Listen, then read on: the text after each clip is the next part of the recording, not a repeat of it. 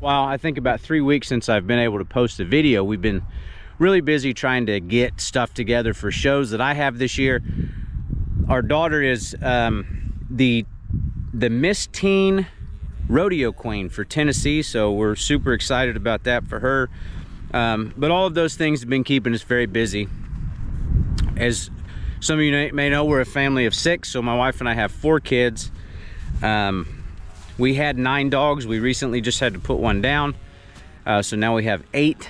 Our oldest had some major health issues, so we had to do what we had to do. We're building a house. We've got 6 horses. We just have tons of stuff going on, but it keeps life interesting. It makes it fun. So sometimes that's going to stop me a little bit from posting as much as maybe I'd like to, right? So what I want to talk to you today about is I had a guy leave a comment recently and ask my thoughts or my opinion on substance experimentation. So I'm going to give you my opinions and my thoughts, and that's all they are. They're my opinions, they're my thoughts. They come from the perspective of a man, me, right? What I think of them, and also my perspective as a Christian. Whether you agree or whether you don't agree is not the point that I'm trying to make. What I'm getting at is I find my true north based off of what the Bible says and what I believe as a Christian. That's where my moral compass lies. Yours may not. I'm not asking it to, okay? But the man asked my opinion, so I'm going to give it. So my opinion is this. I think that substance experimentation can be super, super dangerous. It's a very scary thing to mess with. And it all is dependent, right, on what kind of substance are we talking about. That has a lot to do with it, I think. If you're talking about hard drugs, I think that the answer would be a hard no. Okay, I don't think that's something that you want to really mess around with.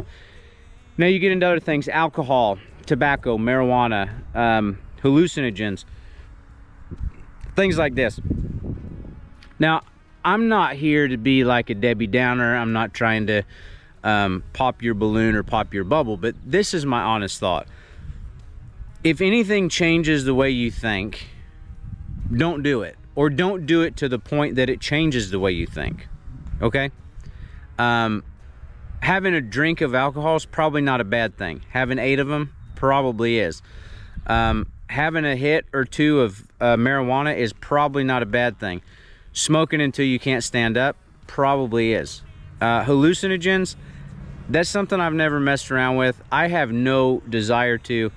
My brain's crazy enough, and so I don't need something else.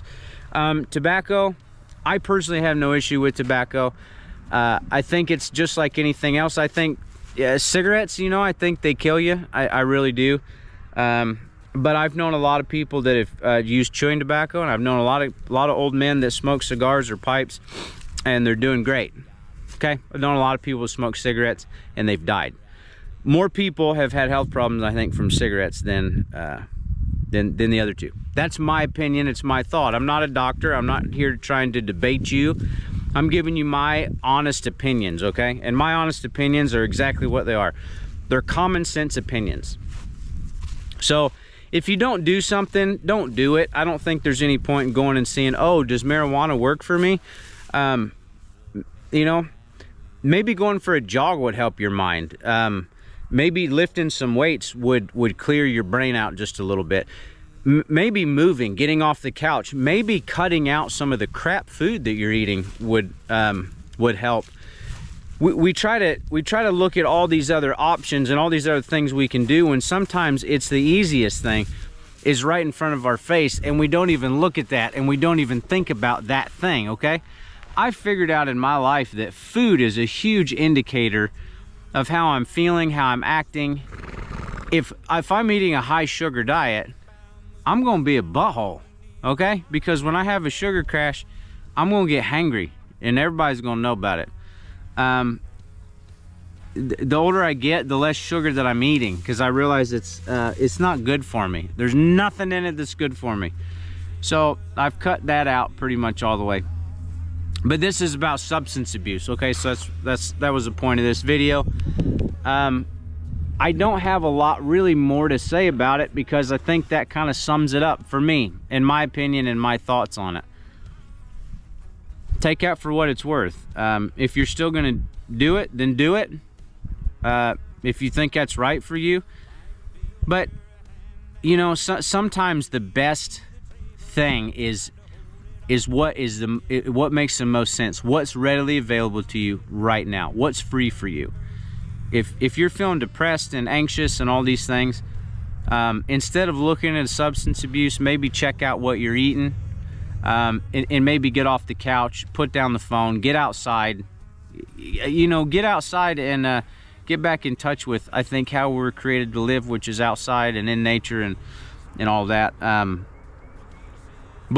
think you do that before you start trying other things, okay? Not that the other things are always a bad thing. I think, you know, there's times and places for everything, but if I snap my arm off, I'm probably gonna take pain medication, but I'm not gonna take that pain medication for the rest of my life, because at some point the pain's gonna subside.